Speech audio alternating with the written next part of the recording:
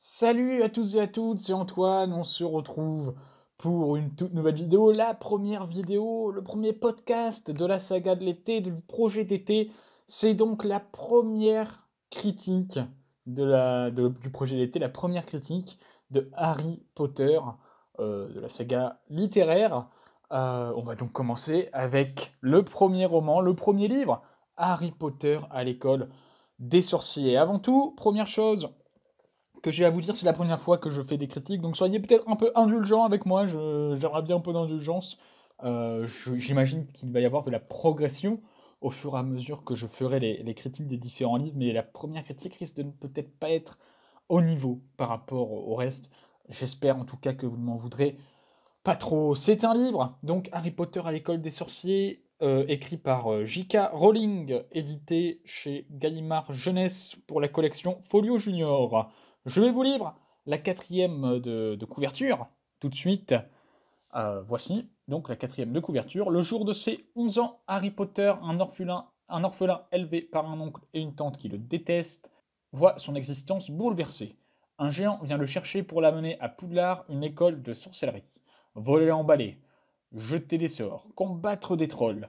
Harry se révèle un sorcier doué, mais un mystère entoure sa naissance et l'effroyable V, le mage dont personne n'ose prononcer le nom. Ça donne envie de lire. Je vais donc vous faire la critique de ce livre. C'est un livre qui fait 300 pages. C'est un livre qui est très court à lire.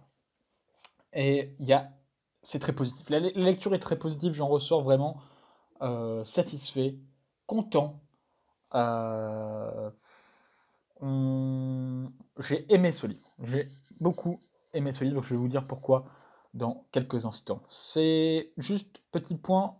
Je vais critiquer uniquement les livres et la saga littéraire. Je ne vais pas critiquer les films ni les adaptations. Il pourra m'arriver de parler rapidement de l'adaptation, mais je ne jugerai pas les livres par rapport à l'adaptation. D'accord? Je juge le livre en tant que tel et la saga littéraire en tant que saga littéraire, tout simplement. On va donc commencer. Je vais commencer par les points négatifs. Il y en a un peu moins que les points positifs. Les points positifs sont beaucoup plus nombreux. Il y a 5 points positifs pour 3 points négatifs. C'est ce que j'ai relevé. Donc, on va tout de suite commencer.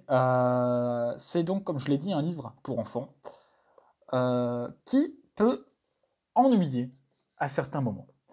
Je vais vous expliquer tout ça très simplement. En fait, j'ai ressenti durant ma lecture comme une sorte de décalage un petit peu par rapport à certaines situations, par rapport à l'univers et l'histoire présentée, qui fait qu'on ressent vraiment le côté enfantin de ce livre. Vous allez voir, c'est également un point positif. L'argument est à mesurer, vous verrez. Mais le fait que ce livre soit à certains moments qui peut ennuyer, on peut vraiment sentir une sorte de décalage. Moi, par exemple, j'ai 20 ans, on va dire, je suis un jeune homme. J'ai ressenti une sorte de décalage, vraiment, par rapport à avant, quand j'avais lu le livre, quand j'étais un peu plus enfant, où j'avais vraiment adoré, où j'avais pas ressenti ce côté enfantin. Là, on ressent quand même un peu plus. Donc c'est un point qui est quand même plutôt négatif, hein, qui entache un petit peu la lecture, je ne vais pas vous le cacher. Comme je l'ai dit, c'est un livre pour enfants, c'est un peu simpliste, donc, et c'est justement peut-être trop simpliste. On a peu de détails, on aimerait que que certaines situations soient plus décrites. On reste vraiment quand même, euh, on reste vraiment une présentation globale. On regarde le global, on rentre pas dans le fond des choses, j'ai remarqué, notamment peut-être dans la description de certains lieux, de certains personnages, vous verrez, on en reparlera dans les points positifs quand même. On reste en exergue, on reste à la lisière de la forêt, on ne rentre pas dans la forêt. C'est dommage. J'ai trouvé ça un peu dommage, et ce qui fait qu'on reste du coup sur sa fin. Mais par exemple, en fait, du coup, au contraire, plutôt, le fait qu'on reste sur sa fin, ça fait qu'on a quand même envie d'en lire plus, d'en voir plus. Et on le verra, c'est un point positif du livre.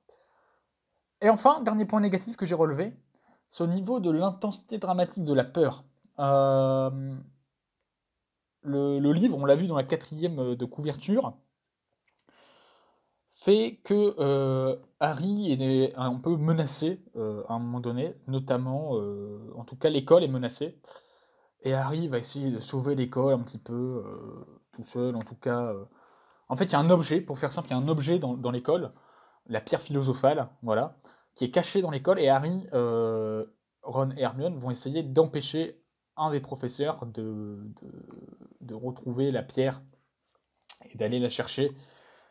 Et malheureusement, bah, l'histoire, comme je l'ai dit, c'est enfantin, donc on a vu, c'est vraiment quelque chose de simple, simpliste, et on a très, très peu d'intensité dramatique. Il y a certaines situations où on met les élèves en danger, les personnages en danger, et malheureusement, on ne ressent pas trop ce danger, on a très peu peur pour les personnages, ce qui fait que bah, forcément, il y a moins d'émotions. On a moins d'émotions dans la lecture. La seule émotion que j'ai, enfin les deux seules grosses émotions que j'ai eues, c'est le fait de redécouvrir l'univers magique, qui est plutôt intéressant, et de temps en temps des petites pointes d'humour.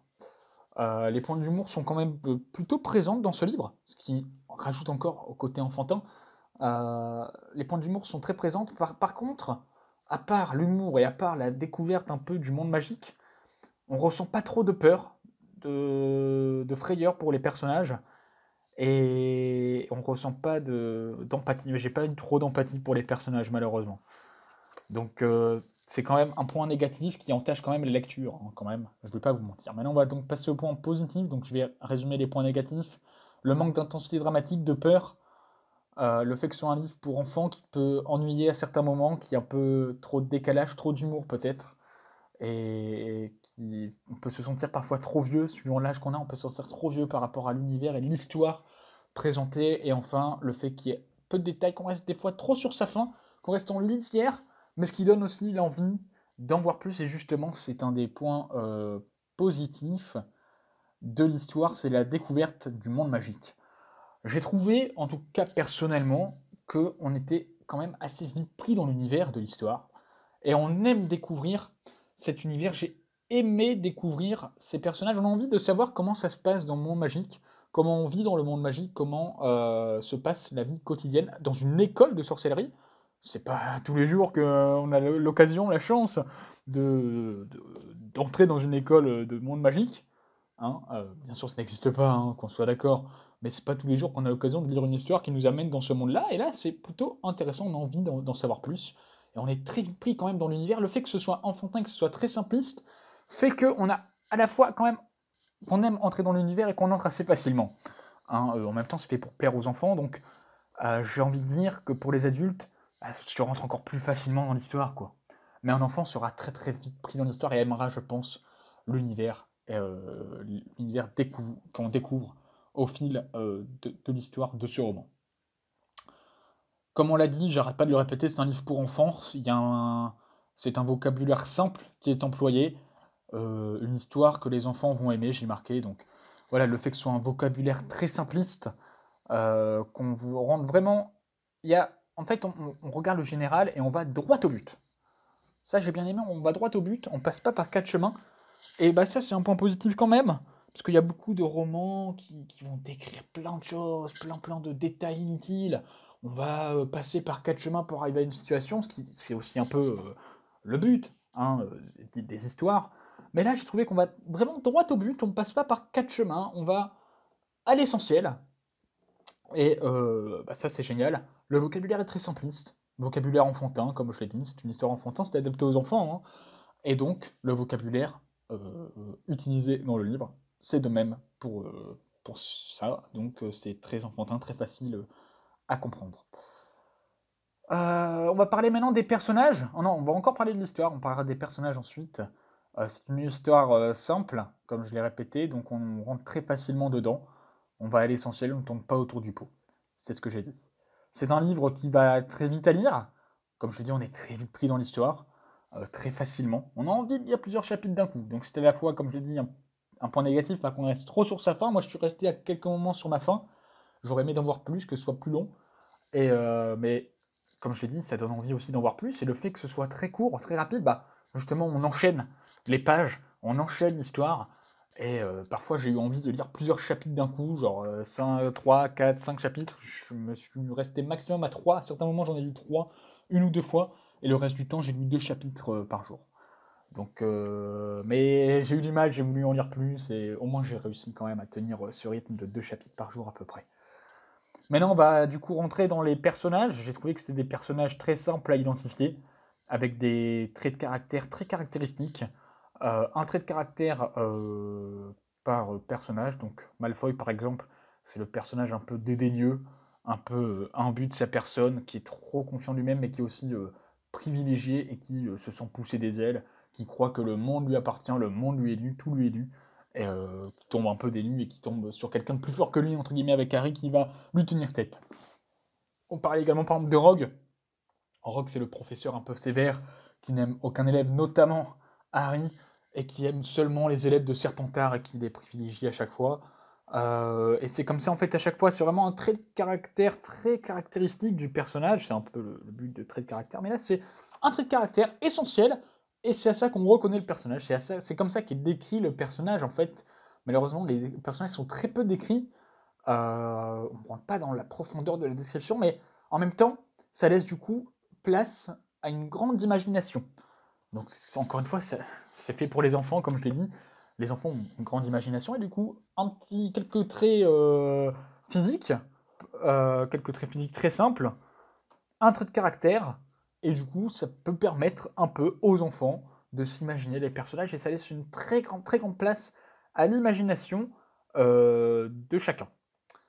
Voilà, c'est un peu la critique de ce livre. Donc, comme je vous l'ai dit, c'est la première fois que je fais ça, l'exercice, que je m'essaye à l'exercice. Peut-être que c'est pas assez bien, peut-être que c'est pas assez précis. Je ne sais pas. J'espère que vous n'allez pas être trop sévère avec moi. J'espère progresser. Également, je pense que je vais progresser dans les prochaines critiques. En tout cas, c'est ce que je compte faire.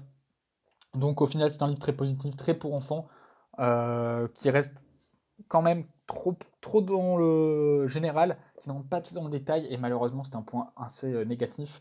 Pour mettre une note au livre, j'ai bien aimé le livre, je mettrai un 7 sur 10, je pense.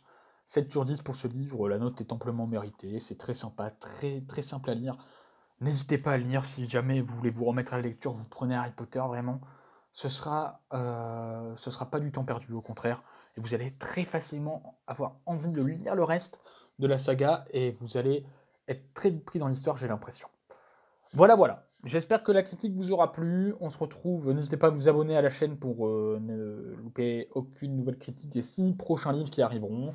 Et n'hésitez pas à vous abonner à la chaîne pour le développement personnel, le côté développement personnel, réussite personnelle, qui arrivera notamment après l'été, je pense. N'hésitez pas à laisser un commentaire pour me donner des avis, des pistes de progression pour progresser dans ces critiques de livres. Et en tout cas, si vous avez aimé la vidéo, n'hésitez pas à mettre un pouce bleu. Si vous n'avez pas aimé, mettez un pouce rouge, c'est pas grave. Et n'hésitez pas à partager la vidéo si l'envie vous en prend. Merci à tous de m'avoir suivi. On se retrouve donc dans environ 1 ou 2 semaines pour la critique de Harry Potter et la Chambre des Secrets. Passez une excellente journée, une excellente soirée. À très bientôt. Ciao tout le monde.